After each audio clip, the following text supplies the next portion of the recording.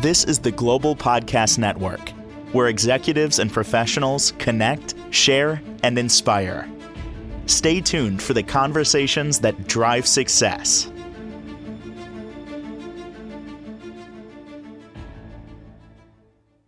And welcome back, everybody. It is something that pilots pretty much everything you do on a minute-by-minute basis, pretty much in our lives. I'm talking about emotion. Everything really comes down to emotion. Decisions that you make, directions that you go in. How can you regulate those emotions and work with them? That's just a piece that comes from something known as the intentional success system. And we're going to talk with the gentleman who founded that and helps people move their lives forward in so many different ways, all part of intentional achievements. He is Joe Price, back on the program. How are you today? Good to see you, Steve. The students have shown up. We're here to learn. I've learned so Excellent. much from you, and you make it so easy to absorb and understand. Every time I've spoken with you, things just come clear. You said something before we even got on here. I want to start with that because I think it's radically funny. You wrote a book. What was it called again? Are you a toolaholic? Toolaholic. Now I could take that. Are you a toolaholic? And yeah. Right. But what we're referring to here, as I understand it, is people that go out there looking for pieces of information, whether it's to change the psychology or neuroplasticity in their brains and all these little things here. But do we actually do anything once we hear about it and learn about it? And I confess, sometimes not so much though. Even when I read a book, I shared a book I read and I haven't really started practicing it. And now I feel that I have to go back. And fortunately, when you do an audio book, depending on the platform, it has sections and keeps notes, and you can press the button and it'll just save those notes. Right. I feel like I have to go back and do my homework again because I really haven't done it. I invested the time and the minimal money in getting that audio book and the book. Right. Haven't really put it to use. Do you find a lot of people do that? I would say more people than you think. It's such a trend because we have a tendency as human beings to play these mental games with ourselves, right?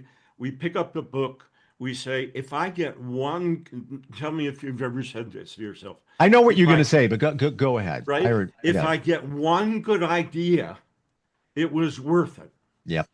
Right? Yep. But my question is, what are you doing with that one idea to change your life? Because if it doesn't translate into you doing something different, I hate to say it, but it was a total waste of time. I don't want to even hear any of this because you are the mirror in front of all of us. And I spent time, like I said, I was even away. So I dedicated my relaxation time to this one particular book. It doesn't even matter which one it is, but I can't tell you one thing that I've actually put into practice. And now I feel that I made that investment of time. I got to go back now. I'm angry at myself for not doing homework. Well, let me get you out of that, right? Please. Because that's my job as a coach to help you move forward. And if I were your coach, in all of my coaching sessions, at the end of all of my training sessions, I ask two questions. And every time you go back to that book or that audio book, ask yourself those same two questions, and it will make a huge amount of difference for yourself. The first question is, what did I learn from this section of the book, right? So you identify one new idea that you got. Because a lot of times we read so much that it's rolling around in our brain, but it's all unconscious, subconscious, and our brain can't distinguish between the various things that you've learned, and it just becomes mush and therefore doesn't change anything. So if you say, what's one thing that I got out of this today? But here's the most important part. What am I going to do differently in the next 72 hours to implement what I've learned? Mm. You make that change, you will see enormous amount of difference. Got to go back to that book again, and it's like Right? I But it's dedicated the it. same thing with books and CDs and YouTube Yeah. videos and shorts, but take it into the business world as well. And you go into a meeting or a training session, it's an hour and a half long. You've got a tremendous amount of information, and you walk out of there, and what do you do with it? What changes I take did place exactly as a what you result? said. And I had a certain amount of time that I was dedicated, and I don't have time to read books and audiobooks. I really need to change that on a regular basis. But I had free time.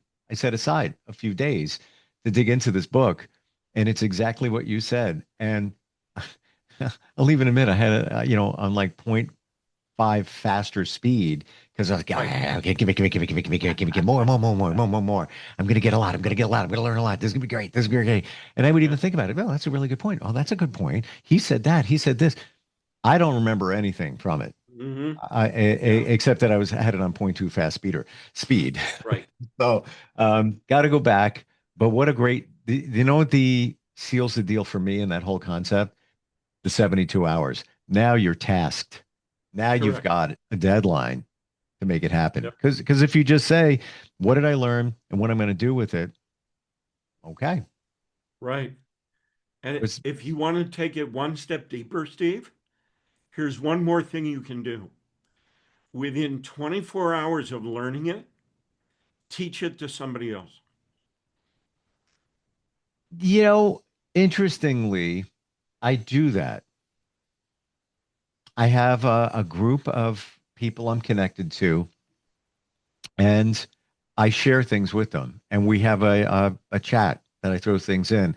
Yep. It's a men's group, and we support, but we also do community service, leadership, and things like that. And Sure. as a matter of fact, I have a meeting tomorrow night. We do weekly meetings. They asked if I would be the shaman. So one man usually does it in another tour of this group. I did it every week. Um, what am I going to say tomorrow? What do you got for me? Yeah. And it's quick. It could be just a minute, 2 minutes, anything that you could. I know we pivoted here, but is there anything that Yeah. impactful I could share? Anything stand out? There's just so much here. I bet. There's a universal principle that says we're trying to create balance or harmony in 9 areas of our life all at the same time. Our career, our finances, our primary relationship, our families, our social life, our community life, our spiritual life. How do we do that? Right? How do we create that kind of harmony? And the interesting part is that as intentional as we may think we all are unintentionally in some areas of our life. Our careers might be going good, but our finances are not. Our social life might be good, but our primary relationship is failing, right? And so the message that I would give the group is take a look at the 9 areas of your life, pick 2 or 3 that you can make a commitment. How can I be one more step intentional in that area of my life in the next 72 hours? Mm, love that. What are those 9 areas? You say career, Career, finances. finance, primary relationship, family, social, community, spiritual, physical health, and emotional health.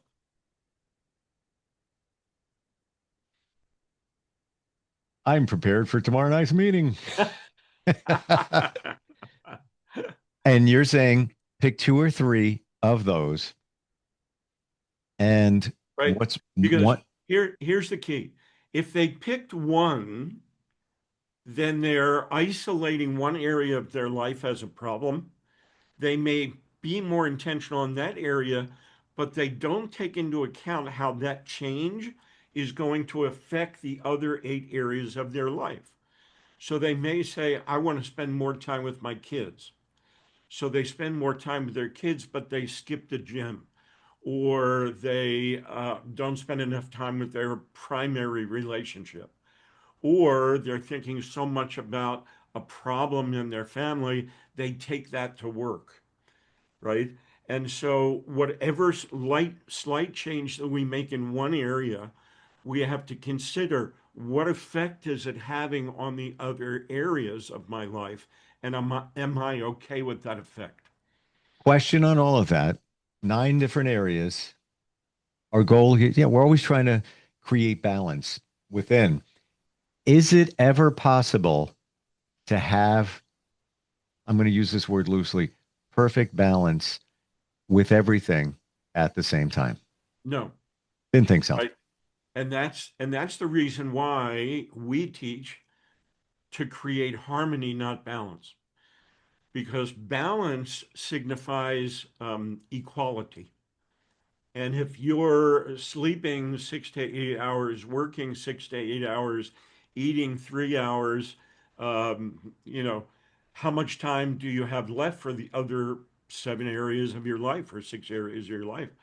So the key is to create harmony where you say, spending one quality time uninterrupted with my spouse or my kids creates harmony in the other areas, even though it's only 1 hour. Gotcha. And I wrote down very quickly because I'm jotting notes. It's a universal principle. What would you call this? It really is. All of the intentional success system is based on universal principles. That way, everybody can apply them everywhere, right? So, for example, here's another universal principle. We all have the same amount of time during the day. We all have 24 hours in a day. The billionaire doesn't get more time. The single mom can't get an extension from today until tomorrow, right? We all have that same amount of time. Mhm. And why is it that some people excel in that 24-hour period of time and have time left over? And the rest of us say, if I only had 8 more hours, my life would be better, I'm waiting right? because I'm that's me. Yeah, it has nothing to do with time. It has to do where your time is going and the discipline that you have to create harmony in all 9 areas of your life. Got it. And I believe that that goes back to some soul searching, and I call it what your power. What is taking or stealing your power? Because there is Correct. something. There's always going to be something pulling from you, and if you allow it, now you don't have time. You don't even have the bandwidth because, and it could be people, it could be your job. So many different things could be stealing your power. And let me show you how subtle this can be. If you are a very highly organized person, but for a period of time you let your desk look like a cyclone hit it, Yep. the emotional drain, the unconscious emotional drain of that cyclone looking desk takes your power away. I completely agree with you. And I heard this from somebody who is, I'm just going to say, professionally intuitive. This is what they do. They're famous. I've worked with them for years. We worked together in media projects and such. Said that to me a long time ago that if you walk in, you got boxes all stacked up and everything there. What's happening is it's blocking the flow of energy. Everything is energy. Correct. You may not even realize it. And I even find it because in this area, in this studio building area, there's a door that you shut, and then there's some glass right in front of me, and then there's another area of studio in front of it. Sure. Sometimes I'll leave that door not fully closed, but just a little closed. I find, and I did a test on this the other day. Distractions. It's yes, and when I open the door fully and push it against the wall, and then, I walk in and out, maybe run to the bathroom or grab a lunch and then come back. I feel refreshed in a way. Can't even put words on it. just from a Yes. door that's, yeah, I don't want to say half closed, but just enough so you can get through it, or one Sure. that's fully open. Right. It makes a difference. It really does. Really does. And Hmm. all of us have these blind spots where we don't see the things that are taking our energy and our flow and our distraction. And we need somebody external to us, an intentional coach, I'm going to suggest, right? That helps you look into these 9 areas of your life and figure out where the imbalances or where the lack of harmony really is and what's causing it, but more importantly, the practical application of the intentional principles to overcome that and become more intentional and gain control. And I'm going to go a layer deeper, maybe three, that those things that you allow to steal your power, there's a reason for it. And it goes back to typically something in your past. Could be your childhood, most times than not. There's something going on there. And let's go one more layer deeper. I spoke with a professional organizer who doesn't look at organization of just cleaning things up for you. She looks at it psychologically and says that, those people are a little messy, a little sloppy. And we like to think like, yeah, Mike's a mess, man. He's got everything all over the place. He is just like all of us. We're all the same, except there is a psychological reason that some people are less organized than others. No Right, judgment, but there's a reason for it. It isn't just, well, I'm just born a mess. No, right. there's something that's going on in your subconscious that's causing you to be that way. Yeah, it's absolutely correct. And a lot of times, what I'll do with some of our clients is suggest to them that they could take some time with a professional, a social worker, or psychologist, psychiatrist, Sure. to address, those kinds of issues. We did for about 7 years. I wrote a program called Intentional Recovery, and we took folks that are addicted to drugs and alcohol and just whatever the addiction is, and help them through their recovery process. And the system that we designed had a therapeutic component to it and a coaching component to it. And what we found is Mm. that the therapeutic component helped them address the things from their past that was affecting their present. And the intentional coaching component addressed the present and how it's affecting their ability to get what they want in the future. And Wow. when you combine those two together, we had one of the folks go through our program that says, I made twice as much progress, twice as fast by integrating those two components together. Wow. You know, what's interesting? We started today talking about emotion and we pivoted in another direction. Time Right? that we have left today, this has been all great. Um, and very organic. This wasn't even planned. Yes. Let's center on emotion and how it governs our lives. Okay. To what extent?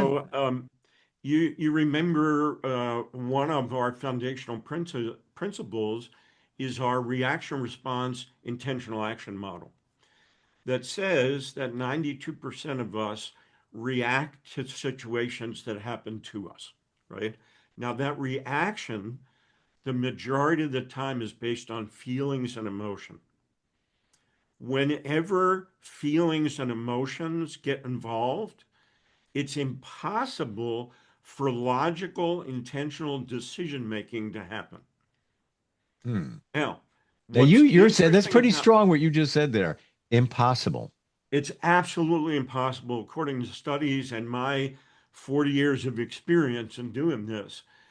Because here's what happens neurologically, the amygdala, right, which is that emotional center, hijacks our frontal lobe, and all of the decisions that we make come out of our emotions instead of our logic. The study says, which is fascinating, that when we get hijacked by our amygdala, our IQ drops 30% immediately, I've heard that stat, but wasn't really sure why that actually happens. right? Hmm. Because we're no longer using our intelligence. All of our decisions are based on our, what they call the lizard brain, Yep. right? The Yep. emotional side of us. And everything is not intentional, it's reactionary. And when we give that control over to that situation or person, that situation or person is actually in control of us for as long as we allow it, right? Now, the question becomes, how do we get out of that? Well, the intentional thought process is this: thought creates feeling, feeling creates action, action creates results. Let me say it again, follow along, and then we'll talk about it. I'm writing it down. Thought creates feeling, feeling creates action, action creates results. Somebody cuts you off on the road, 92% of the time, you're going to skip your thought process and become reactionary about who or what just cut you off, right? Hmm. Your emotions just hijacked your logic. You're in an emotional state, and every action that you take from then on comes out of that feeling, right? That inconsiderate so and so just cut me off, right? Now, how do I gain control back? How do I use my logic to overcome that emotional state? But think about the process. What comes before feeling? What comes before feeling is thought. Thought, right? We can change, and it's the only thing we have control over. We can change our thought about what just happened. So instead of saying to ourselves, that inconsiderate so and so, you could pause and say, maybe there's an emergency that he's heading toward. Funny you should say this because that's an example that usually I give of how I think of things differently. And yes, for the split second, you're like, what did you just do? And then you could marinate on that for quite some time or Right? flip it like you just said. And I do it I try to that, oh, no, wait a minute. Maybe they just got an alarming phone call. Maybe they're rushing to a hospital. Correct. Maybe they're working three jobs to support their family. They should be paying attention, but give a little bit Right. of, grace Now, there. take the process in order. When you made that thought change, what changed in your emotion? I went from anger to empathy. And as a result of that empathetic feeling, how did your actions change? I just went on with my day and just let it go. And the result? Lower stress level, can focus on more important things because it was over like that. Nobody got hurt. The car just cut you off and kept on going. Hmm. So, if every single person listening to this learned this very simple four-step process: thought creates feeling, feeling creates action, action creates results. Results. Stop, breathe, and ask yourself this question: what am I thinking right now? And then change it. And And then whatever way change you it. want to do it, I think of it in terms of media. Stop, rewind, play. There you go. It's like, well, let's just do this over again. Take and you just said breathe. That's probably the most important thing when you have that thought. Call it the alarming thought. Correct. It's almost as if you're hitting your own reset button and you're also reevaluating the situation for that second, which can help you change your feeling, action, and then results. And in our terminology, what you just did with that one breath is change your reaction to a response. I'm writing that down too. Great stuff. This is just all of this part of the intentional success system. Joe, you coach people, you help them, tried and true methods, universal, some of them, we just don't realize them. Correct. How do we connect with you? Intentionalachievements.com. And if they go to the contact page, there's a button there for my WhatsApp page, and they can send me a message and we can talk. Thank you for all you offer and what you do, and also personally making me the smartest person in the room tomorrow night. There you go. Awesome. Thank you so much. We'll catch up next time. Appreciate it. Same. This is the Global Podcast Network, where executives and professionals connect, share, and inspire. Stay tuned for the conversations that drive success.